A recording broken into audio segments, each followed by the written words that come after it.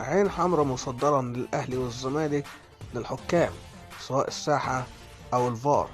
ما تيجي أقولك إيه حجم تأثير الفار على الكرة المصرية؟ أنت تعرف إن حكامنا من أفضل الحكام في العالم، ولما بيحكموا في أفريقيا أو في البطولات العالمية بيطلعوا 100% أو أقل شوية.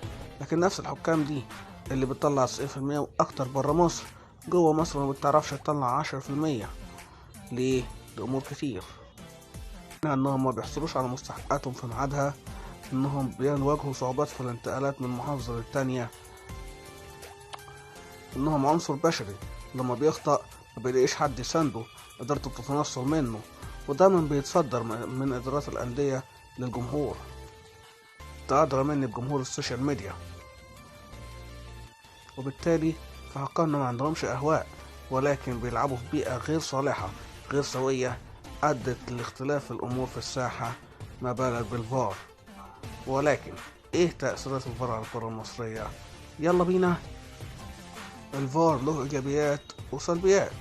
من ايجابياته انه يساهم في تقليل اخطاء العنصر البشري، ووضع الحكام تحت بند انهم بيسببوا في الاخطاء دي بسبب اهواء شخصية، وده اللي مش موجود للاسباب اللي قلتلك عليها في الاول.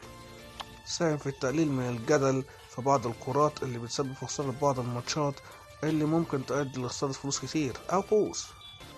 لكن برضه له سلبيات، منها إضعاف هيبة الحكم وصورته وسلطته وتسليمه الكامل للفار.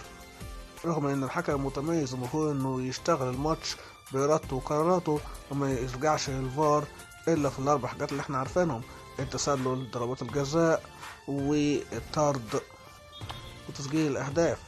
وهو ما بيرجعش للفار إلا لو الفار طلب منه، لازم ياخد قراره قبلها. من هنا تعرف الحكم القوي من الضعيف. على ذكر التسلل، فالتسلل له أبديت دلوقتي، خلى التكنولوجيا أكتر بكتير من قبل كده. أي نعم لسه ما دخلش مصر، لكن لازم ندخله علشان في أكتر من كورة ليها تسلل الحكام مشوها أو ما مشوهاش، لكن لو ده دخل هيقلل من الموضوع بشكل كبير.